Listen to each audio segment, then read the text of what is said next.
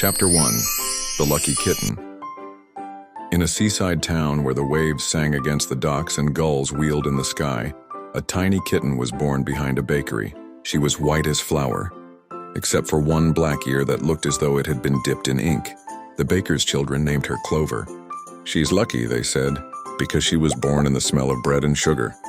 It turned out the children were right. From her very first days, Clover seemed to tumble into fortune wherever she went. Chapter 2. Silk and Butterflies. When Clover was old enough to climb, she followed a butterfly up to the rooftops. She leapt too high and too far, and the townsfolk gasped as she tumbled through the air. But instead of hitting the cobblestones, Clover landed safely on a pile of colorful silk sheets left out to dry. She blinked once, sneezed, and chased the butterfly again as if nothing had happened. "That cat has 9 lives at least," the shopkeeper laughed. Chapter 3. The sea chest Clover loved the docks. Fishermen dropped her little scraps of fish and she padded along the wooden planks like she owned them. One stormy night, she prowled the shore when a wave dragged a small chest onto the sand. Clover pawed at it until a sailor came running. Inside was a silver locket that had been lost years before. The sailor's wife wept with joy when it was returned.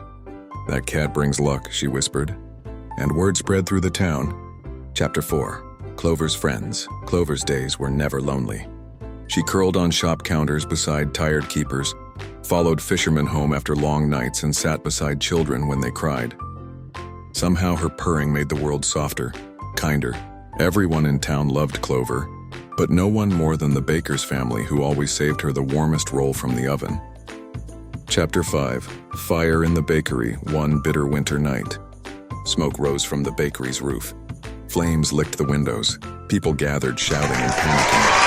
Then someone cried, "And the baker's grandson is still inside." Before anyone could rush in, Clover darted through the door. She disappeared into the smoke. The crowd held its breath. Then through the crackling fire came Clover's loud, desperate yowls. The boy, coughing and stumbling, followed her sound until she led him safely outside. The townsfolk cheered and the baker wept with relief. Chapter 6. The Blessed Cat. After that night, no one called Clover simply lucky anymore. They called her a blessing. If she curled up in a sick person's bed, they felt better. If she strolled through the market, business was good that day. Children told each other, "If Clover looks at you, your wish will come true." Clover grew old with her town, and when she finally lay in the sun one last time, the townsfolk said softly, "She didn't just have 9 lives. She gave us 9 times the happiness."